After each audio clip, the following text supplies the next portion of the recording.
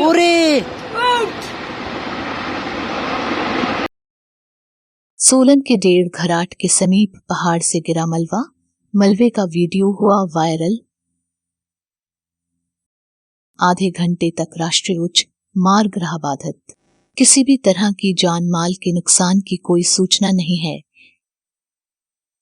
If company के अधिकारियों ने मुस्तैदी दिखाते हुए जल्द रोड को खोला और यातायात सुचारू कर दिया।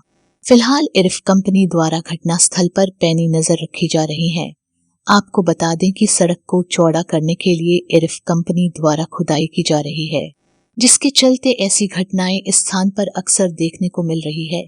लेकिन सुखद बात यह है कि अभी तक कोई जानी नुकसान यहाँ नहीं हुआ है।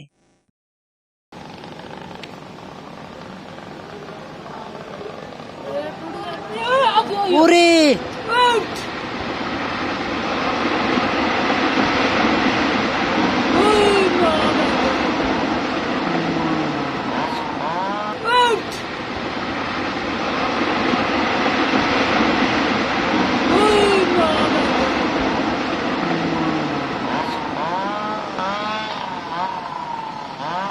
तकड़ा ही हो गया भाई, तकड़ा स्लाइड हो गया।